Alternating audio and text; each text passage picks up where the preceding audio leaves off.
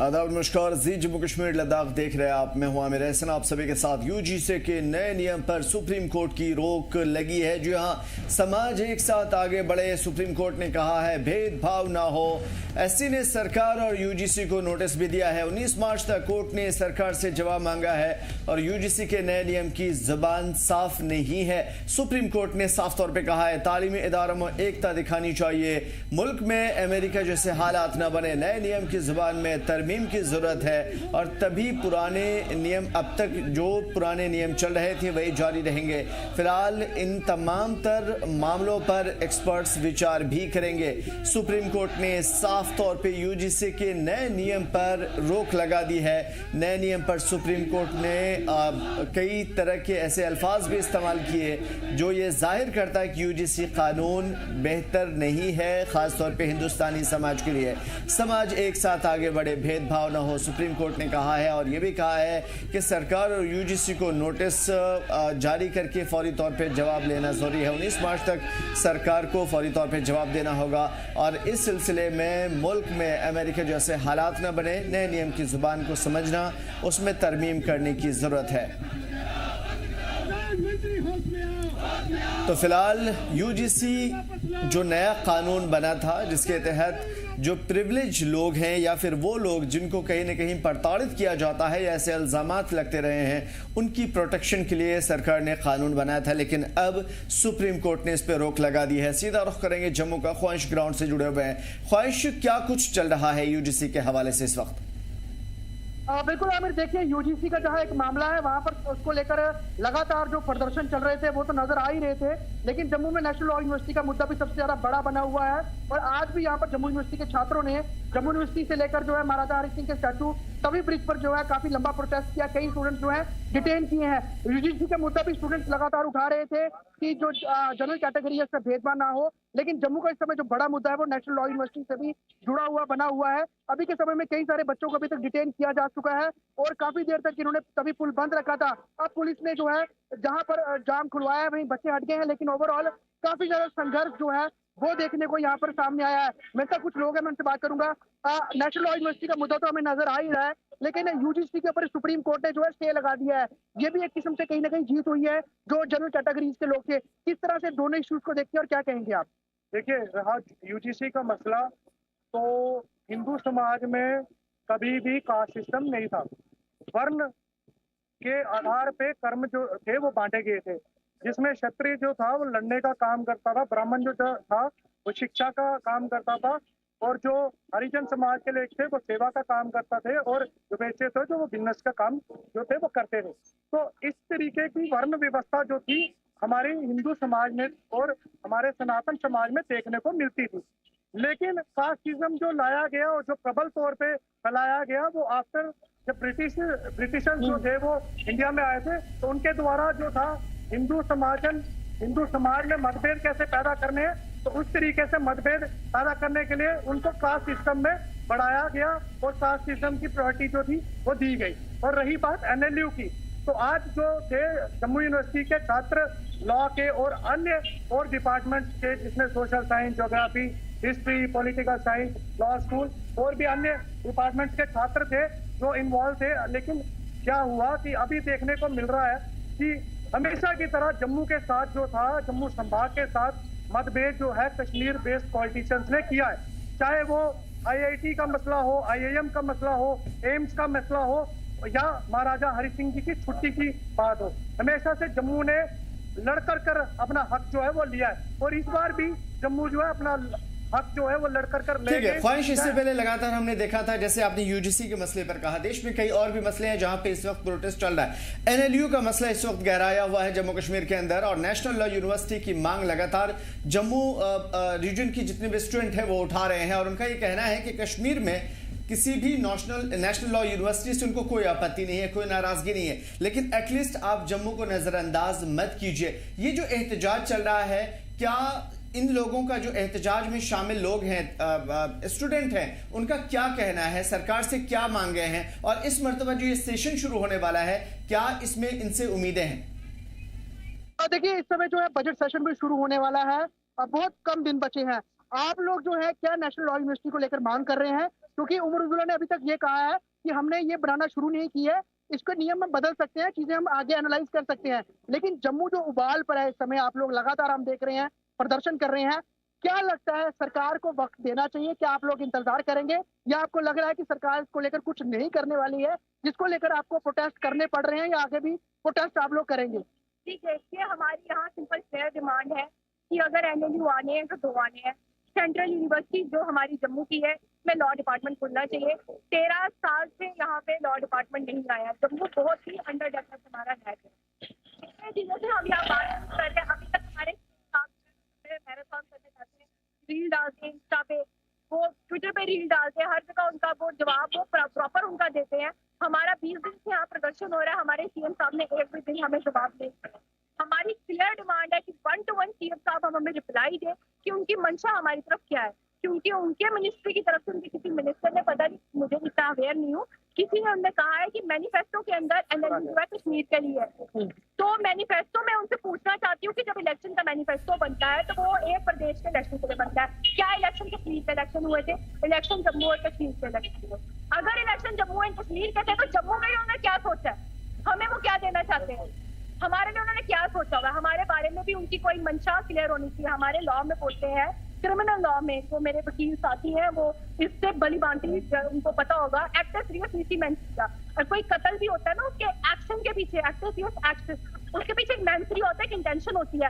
जम्मू वालों का 75 साल से कत्ल हो रहा है, हमारे पीछे सीएम साहब की क्या इंटेंशन है, मुझे आज तक वो समझ नहीं आ रही, क्योंकि इनकी इंटेंशन कितनी क्लियर है, कितनी साफ है। अब बजट सत्र में आपको लग रहा है कोई अनाउंसमेंट हो सकती है, क्योंकि आप लोग लगातार प्रदर्शन कर रहे हैं, आज भी काफी देर आप लोग सड़कों पे रहे? हो सकती है, नहीं हो सकती है, हमें इसका कोई ज्ञान या कोई इल्म नहीं है, क्योंकि आज तक उन्होंने कोई रिप्रेजेंटेशन के लिए हमें नहीं बुलाया, कोई उन्होंने मीडिया में कोई एक नहीं बोली कि चीज हम बच्चों से मिलेंगे, बच्चों से बात करेंगे, बच्चे मेरे पास आए, हम उन्हीं के स्टूडेंट्स हैं। वो सीएम जो है जम्मू और कश्मीर के सीएम है, जो कश्मीर के सीएम नहीं है।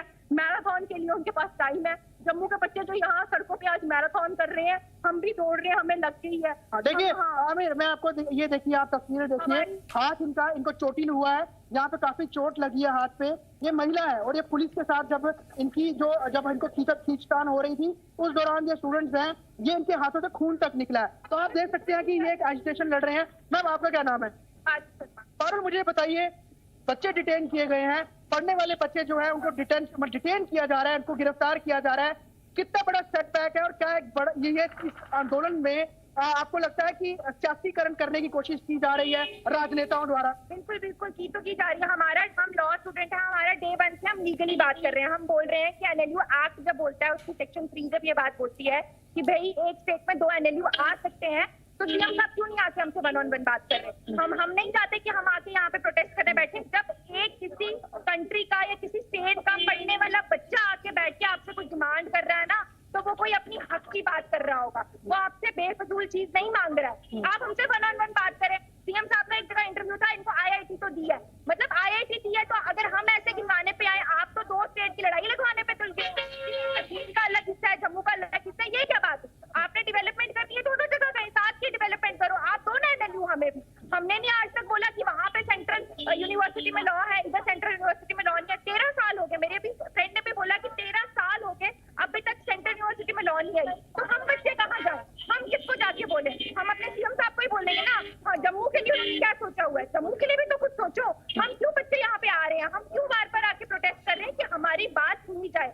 20 दिन हो गए हैं, अभी तक किसी की तरफ से कोई रिप्लाई नहीं आया है, कोई रिवर्ट बैक नहीं आया, और जब तक रिवर्ट बैक नहीं आएगा, हम बच्चे अपनी मांग से नहीं हटेंगे। आमिर साहब तो सुन लिया है, इनकी यही बात है कि उमर अब्दुल्ला लिखित में जब तक नहीं देते हैं कि कश्मीर के साथ जम्मू रीजन में भी जो नेशनल लॉ यूनिवर्सिटी है वो दी जाएगी, तब तक ये लोग नहीं पीछे हटेंगे और कंटिन्यूस प्रोटेस्ट चलते रहेंगे। आज कई बच्चे चोटिल भी हुए हैं, जो महिला स्टूडेंट्स हमने देखा कि इनके हाथों पे किस तरह से ब्लड तक निकल रहा है, कई स्टूडेंट्स को डिटेन किया गया है। और यहाँ पर अभी मैं बताऊं आपको, और भी स्थिति बिगड़ सकती थी। हालांकि बिल्कुल, जिस तरीके के धक्का मुक्की की तस्वीरें हमने देखी हैं और जिस तरह के हालात बने हैं, यकीनन ये तस्वीरें भयावह हैं, लेकिन उसके साथ साथ जो मांगे हैं, एटलीस्ट सरकार को ये सुनना होगा और ये देखना होगा कि इन तलबा के स्टूडेंट्स की जो मांग है वो कैसे फुलफिल की जा सकती है, ताकि दोनों जगह के, दोनों रीजन के तलबा को फायदा हो और किसी के साथ ना इंसाफी ना हो। शुक्रिया ख्वाहिश तमाम मालूमात के लिए। उधर यूजीसी के नए नियम पर सुप्रीम कोर्ट की रोक साफ तौर पर लगा दी गई है। समाज एक साथ आगे बढ़े, भेदभाव ना हो, सुप्रीम कोर्ट ने कहा है। और एससी ने सरकार और यूजीसी को नोटिस भी जारी किया है। 19 मार्च तक कोर्ट ने सरकार से जवाब मांगा है। यूजीसी के नए नियम की जुबान साफ नहीं है, सुप्रीम कोर्ट ने कहा है। और तालीमी इदारों में एकता दिखानी चाहिए, ना कि अनेकता। मुल्क में अमेरिका जैसे हालात ना बने। नए नियम की जुबान में तरमीम की जरूरत है। अभी पुराने नियम ही जारी रहेंगे। नियम पर एक्सपर्ट्स अपने विचार करेंगे और उसके बाद अपनी राय देने के बाद फिर से नए नियम पर गौर किया जाएगा। लेकिन अभी तक फिलहाल इस नियम को लागू नहीं किया जाएगा। यूजीसी के नए नियम पर सुप्रीम कोर्ट की रोक लगी है। समाज एक साथ आगे बढ़े, भेदभाव न हो, सुप्रीम कोर्ट ने कहा है। दरअसल इसी चीज को अगर आप समझ लीजिए तो आपको समझ में आ जाएगा कि यूजीसी है क्या। जिस तरीके से सुप्रीम कोर्ट ने कहा है कि समाज एक साथ आगे बढ़े, भेदभाव न हो, इसी भेदभाव को मिटाने के लिए देश भर की यूनिवर्सिटियों में उत्पीड़न झेल रहे उन तलबा के मसलों को सुलझाने के लिए यूजीसी बनाया गया था। और उसमें साफ तौर पे उद्देश्य था कि जहां पे भी जाति, धर्म, मजहब, ऊंच नीच की बुनियाद पर किसी भी स्टूडेंट के साथ कार्रवाई होगी या गलत व्यवहार होगा तो उसके साथ कानून खड़ा है, उसके साथ लॉ खड़ा है, उसके साथ कोर्ट खड़ा रहेगा। लेकिन एक बड़े तबके को ऐसा लगा कि शायद जानबूझ करके इन लॉ का, यूजीसी का गलत इस्तेमाल उनके खिलाफ किया जाएगा। दरअसल ये उन लोगों के लिए बनाया गया था जो आमतौर पे बड़ी जाति के मानते हैं, खुद को उच्चतर मानते हैं आम लोगों से, और उन्हीं के लिए ये बना था। और उसके बाद अब सुप्रीम कोर्ट में ये जैसे ही पिटीशन दाखिल हुआ, सुप्रीम कोर्ट ने इसके ऊपर रोक लगा दी है।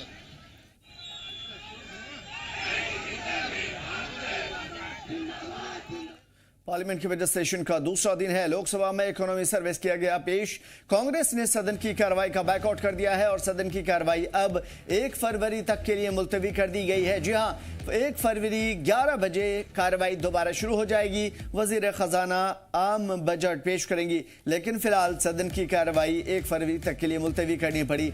कई सारे मसले थे। जैसे ही सदन की कार्रवाई शुरू हुई, हंगामा शुरू हुआ। पूरे लोकसभा में इकोनॉमी सर्वे जो पेश किया गया था उस पर काफी ज्यादा चीखों पुकार सुनने को मिली। कांग्रेस ने सदन की कार्रवाई का बाइकआउट किया। सदन की कार्रवाई अब 1 फरवरी तक मुलतवी कर दी गई है। जी हां, 1 फरवरी को 11 बजे से ये पार्लियामेंट का सेशन दोबारा शुरू हो जाएगा। आज 29 जनवरी है और 1 फरवरी 11 बजे से दोबारा सदन की कार्रवाई शुरू होगी। वजीर खजाना आम बजट पेश करेंगी और देखना काफी खास होगा कि इस मर्तबा के बजट में क्या कुछ होना है। हालांकि सदर जमहूरिया ने पहले ही वाजे कर दिया है कि देश उन्नति की ओर जा रहा है, देश तरक्की कर रहा है, इकोनॉमिक हालत सुधर रही है, गरीबी से हम उभर रहे हैं। लेकिन देखना काफी ज्यादा खास होगा कि क्या इस मर्तबा के बजट में गरीबों का ख्याल रखा गया है, क्या इस मर्तबा के बजट में इन लोगों का जो MSME के अंदर आते हैं, क्या उनका ख्याल रखा जा रहा है। ये हर वो चीज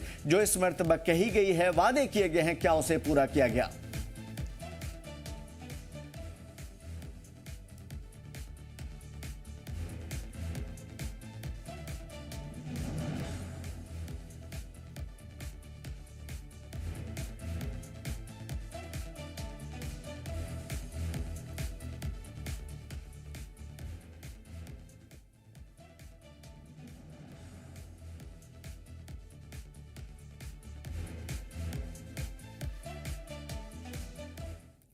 जल शक्ति डिपार्टमेंट से जुड़े हुए डेली वेजर्स ने हुकूमत को सख्त वार्निंग दी है। मुलाजमीन ने कहा है कि अगर 12 फरवरी से पहले उनके हक में कोई बड़ा ऐलान नहीं किया गया तो जबरदस्त एहतजाज किया जाएगा।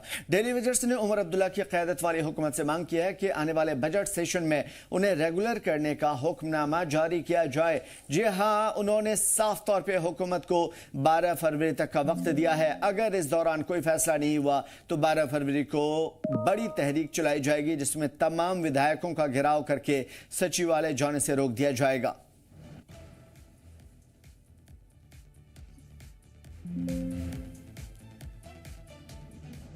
आज की प्रेस कॉन्फ्रेंस का मकसद यही है। शायद आपको याद होगा पिछले बजट सत्र के अंदर जब डेली वेजर के ऊपर लाठीचार्ज हुआ 10 मार्च को, 11 मार्च को एक कमेटी कॉन्स्टिट्यूट की गई थी। हमारे सीएम उमर अब्दुल्ला साहब ने on the floor of the house ये वादा किया था कि अगले बजट सत्र में हम बताएंगे हाउस को भी बताएंगे और जम्मू की जनता को भी बताएंगे कि हमने डेली वेजर के लिए आखिर क्या किया है। तो आने वाला बजट सत्र जो है वो 2 फरवरी से शुरू होने जा रहा है। आज की प्रेस कॉन्फ्रेंस के माध्यम से हमारी सरकार से यही अपील है, उमर अब्दुल्ला साहब से यही अपील है कि जो वादा आपने पिछले बजट सत्र में किया था उस वादे को पूरा करें और इस बजट सेशन में, इस बजट के अंदर डेली वेजर की रेगुलाइजेशन की घोषणा करें। और उत्तराखंड में एक अफसोसनाक मामला सामने आया है जहां पे कश्मीरी शॉल वेंडर को शरपसंदों ने पीटा है। 18 साल का कश्मीरी शॉल वेंडर बुरी तरीके से जख्मी हुआ है और एसोसिएशन ने शदीद मजम्मत की है। सीएम पुष्कर सिंह धामी से सख्त कार्रवाई की मांग की है। मुलजिमीन के खिलाफ सख्त कानूनी कार्रवाई की मांग की है। उत्तराखंड के विकास नगर में यह हादसा पेश आया जहाँ पे शॉल बेच रहे 18 साल के कश्मीरी नौजवान पर हमला हुआ जिससे वो शदीद तौर पर जख्मी हुआ है। जम्मू कश्मीर स्टूडेंट एसोसिएशन ने वाक़े पर शदीद अफसोस का इजहार किया है। JKSA के मुताबिक नौजवानों को मुबैना तौर पर कुछ शरपसंद अनासिर ने लोहे की रॉड से पीटा जिससे उसका बायां हाथ टूट गया है और सर में शदीद चोटें आई है। पहले उसे मुकामी अस्पताल ले जाया गया, बाद में दून अस्पताल देहरादून रेफर कर दिया गया। एसोसिएशन के मुताबिक नौजवानों से उसकी पहचान पूछी गई और ये मालूम होने के बाद कि वो मुस्लिम और कश्मीरी है, शरपसंदों ने तशद्दुद का निशाना बनाया। JKSA ने इसे फिरकावाराना प्रोफाइलिंग और भीड़ की बर्बरता करार देते हुए उत्तराखंड के वजीर आला पुष्कर सिंह धामी से सख्त कार्रवाई की मांग की है, FIR दर्ज करने की मांग की है और मुलजिमीन के खिलाफ कानूनी चाराजोई की बात कही है। इस मामले पर इल्तिजा मुफ्ती ने भी ट्वीट करके शदीद रद्द-ए-अमल का इजहार किया है। उन्होंने फिर आपको ऊपर वार कर दिया सर पे वार। कितने बंदे थे वो? 3-4 लेडीज भी थी। लेडीज तो क्या बोल रहे थे आपको? वो पहले बोल रही थी ये मुसलमान है, गालियाँ निकाल रहे हैं, पता नहीं क्या गालियाँ निकाल रहे हैं। हाँ, फिर वो वहाँ पे गिराए नीचे झंडे के साथ ये ख़त्म करो पूरा। अच्छा, और सर में इसके में पूरे चोटें आ रखी है। ये दुकान पे हम शाल शूल बेचते हैं कश्मीरी। हम गए दुकान पे और नमकीन लेने, वो कहने लगा हाँ जी है। हमने दी पैसे, हम आपस में बात करने लग गए। वो पीछे को गया, नमकीन काट के लाई और हमें कहने लगा ये लो। बाहर निकला, हमारा नाम पूछा, हमने बोला, उसने पूछा आपका नाम क्या? मैंने बोला मोहम्मद दानिश। वो कहने लगा आप मुसलमान हो? मैं हाँ। आप कहाँ से हो? हमने बोला हम कश्मीर से हैं। फिर देने लगे धर्म के नाम पे थोड़ी थोड़ी गाली देने लगा। हमने कुछ नहीं बोला। फिर उसने बोला, गाली बहुत सारी दी उसने धर्म के नाम पे। फिर डंडा उठाया, 2-3 बंदे उधर बैठे थे, फिर पीटने लग गए। सर में मारा और डंडा और राड के साथ पीटा हमें पीछे से। ये कमर पूरी पसलियाँ टूट गई हमारी, ये बाजू पूरी टूट गई हमारी। पुलिस चौकी पहुंची है तो क्या पुलिस सहयोग कर रही है? हाँ जी, अच्छी तरह कर रही है।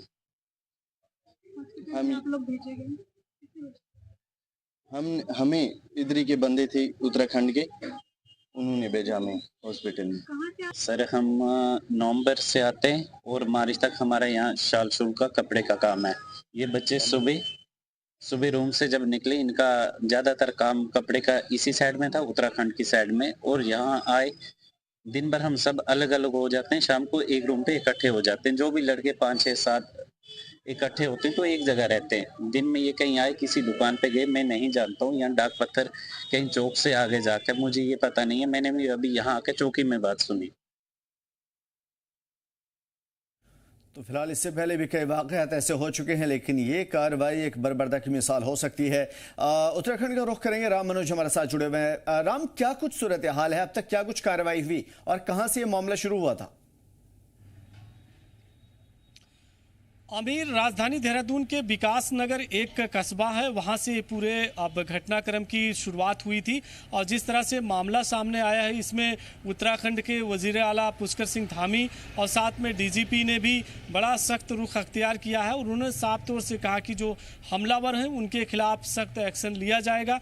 पुलिस प्रशासन की जो टीम है उनको सख्त हिदायत भी दी गई है कि जिस तरह से कश्मीर के उस नौजवान के ऊपर हमला किया गया है, साथ में उससे उसका नाम और उसके मजहब को पूछ करके हमला किया गया। यकीनन ये बहुत ही गंभीर और बड़ा ही संजीदा मामला है। इसमें किसी भी तरह से हमलावरों को छोड़ा नहीं जाएगा और इस बाबत जो उत्तराखंड की पुलिस है उसने न सिर्फ वहाँ के चश्मदीदों से बल्कि जो CCTV फुटेज है उसको इकट्ठा कर रही है और साथ में पूरे तरह के जो डॉक्यूमेंट्स हैं, साथ में जो एविडेंस है उसको जुटाया जा रहा है कि आखिर वो लोग कौन थे, वो कहाँ से आए थे, क्या उनका कोई ग्रुप है। और जिस तरह से जम्मू कश्मीर और उत्तराखंड के बीच में अगर आप देखें तो भारी संख्या में यहाँ स्टूडेंट्स भी पढ़ते हैं और आवागमन भी रोजाना का रहता है। तो इस तरह से जो मसले होते हैं इससे दोनों प्रदेशों के बीच में दूरियां पैदा करते हैं। इन बातों को ध्यान में रखते हुए फिलहाल प्रशासन की जो टीम है वो पूरी मुस्तैदी के साथ में काम कर रही है। एक बड़ा बयान फिलहाल जम्मू कश्मीर स्टूडेंट एसोसिएशन की तरफ से भी आया है कि इस गंभीर मसले को लेकर के सरकार को जल्द से जल्द बड़े एक्शन को लेने की ज़रूरत है। तो अब देखना यह है कि सरकार की तरफ से क्या एक्शन होता है, लेकिन पुलिस ने अभी तक अज्ञात के खिलाफ एक मुकदमा भी दर्ज किया है और इन्वेस्टिगेशन की शुरुआत की है। ऐसे में माना जा रहा है कि जो हमलावर हैं उनको जल्द से जल्द गिरफ्तार किया जाएगा और उनसे पूछताछ भी होगी कि आखिर क्या कोई उनका ग्रुप है या फिर किसी तरह से उन्होंने किसी और बात को लेकर के यह हमला किया है। यकीनन ये बड़ा संजीदा और बड़ा गंभीर मसला है जिसको लेकर सरकार बड़े कदम जल्द से जल्द उठा सकती है। लेकिन एक बात तो साफ है कि इस घटनाक्रम के बाद से पुलिस भी सक्रिय है और लगातार उन लोगों की तलाश की जा रही है जो इस मामले में शामिल थे। राम, एक और खास तौर पे एक चीज समझने की कोशिश करेंगे। इससे पहले लगातार कई जगह पे अलग अलग मुकाम पे इस तरह के हादसात हुए हैं। क्या उन सभी मामलों में FIR दर्ज हुई है, किसी तरह के केसेस दर्ज हुए हैं, गिरफ्तारियां हुई हैं अब तक पुलिस की जानिब से कोई एक्शन? बड़ा संजीदा ही सवाल किया आपने आमिर। देखिए कि उत्तराखंड में जब भी कोई किसी स्टूडेंट के खिलाफ या कि कोई युवक के खिलाफ इस तरह का मार पिटाई या हमले जैसे बात सामने आई है तो इसमें जो उत्तराखंड के वजीर आला हैं उन्होंने भी पिछले दिनों स्टूडेंट के एसोसिएशन से मुलाकात की थी। हाँ, कई ऐसे मामले आए हैं कि जिसमें पुलिस ने भी एक्शन लिया है, चाहे वो FIR की बात हो, चाहे फिर एक्शन लेने की बात हो।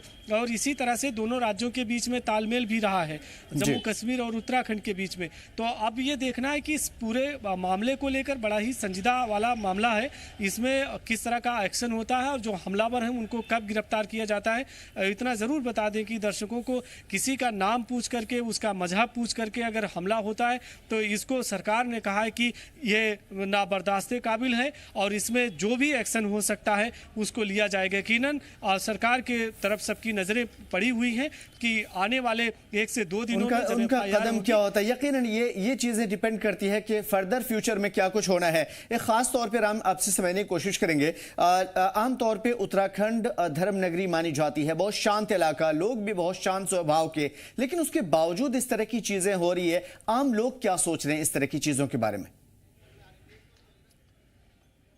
देखिए आमिर, हालिया कुछ दिनों में जिस तरह से कुछ हालात बदले हैं लगातार, चाहे वो अलग अलग संगठन हैं उनकी तरफ से स्पीच आती है, उनके बयान आते हैं, उसके बाद से कुछ ऐसी घटनाएं बढ़ी हैं, इसको कहा जा सकता है, या उसको फिलहाल इन्वेस्टिगेशन के तौर पर देखा जा रहा है। तरह तरह की बातें आती हैं, घटनाएं कम भी हुई हैं, बड़ी भी हुई, तरह से इस तरह की भी बातें आती हैं। लेकिन ओवरऑल जो सिचुएशन है, ऐसा बिल्कुल सही आपने कहा, उत्तराखंड शांत प्रदेश है, यहाँ लॉ एंड ऑर्डर की कोई सिचुएशन नहीं होती। दोनों राज्यों के बीच में आपसी तालमेल बेहतर है, भारी संख्या में स्टूडेंट्स हैं, कमर्शियल एक्टिविटी भी होती है, और 1-2 घटनाएं जरूर हुई, उस पर एक्शन भी लिया गया। और ये घटना जो हालिया भी 1 दिन की पहले की है, इसमें भी सरकार ने कहा है कि जो भी आरोपी हैं, जो इसके हमलावर हैं, उनके खिलाफ एक्शन भी लिया जाएगा और पूछताछ भी होगी और मुकदमा भी दर्ज किया जाएगा, यानी कि उन्हें जल्द से जल्द गिरफ्तार किया जा सकता है। तो इस तरह की स्थिति है। आम लोग फिलहाल बड़े शांत स्वभाव के हैं। उत्तराखंड में आप देखते हैं, चाहे वो देहरादून हो या धर्मनगरी में, अगर आप देखें हरिद्वार या उधम सिंह नगर में, नैनीताल में, तो कहीं इस तरह की घटनाएं देखने को नहीं मिलती। लेकिन 1-2 छुटपुट जो घटनाएं आती हैं उसमें सरकार जरूर एक्शन लेती है। तो ये माना जा रहा है कि इस घटना को लेकर के एक बड़ा जो संदेश होगा वो सरकार की तरफ से भी देखने को बिल्कुल साफ होगा। और जिस तरीके से वो लोग जो हमें देख पा रहे हैं उनके लिए साफ तौर पर राम जो बता रहे हैं, धर्मनगरी आमतौर पर उत्तराखंड के अंदर वाकई शांत स्वभाव है, लोगों का भी इस तरह की झुटपुट घटनाएं हर जगह हो सकती हैं। इसके लिए कोई भी हिंदू मुस्लिम या नफरत की जो बातें हैं उसके ऊपर ध्यान नहीं देना है। इस तरह की चीजों में पुलिस कार्रवाई करती है, सरकार अपनी जिम्मेदारी निभाती है और इस देश को जो अखंडता की हम बात करते हैं वो अभी भी बरकरार है, हमेशा बरकरार रहेगा, उसे कोई तोड़ नहीं सकता। वक्ती तौर पे इस तरह की चीजें जरूर सोशल मीडिया पे हाइप अख्तियार करती हैं, लेकिन उस पर ध्यान नहीं देना है। मोहब्बत आगे बढ़ती रहेगी और यही वो चीज है जो हमें हर एक को, चाहे किसी भी मजहब को, इसे बरकरार रखना है। शुक्रिया राम अनुज, तमाम बेहतरीन मालूमात और अपडेट के लिए।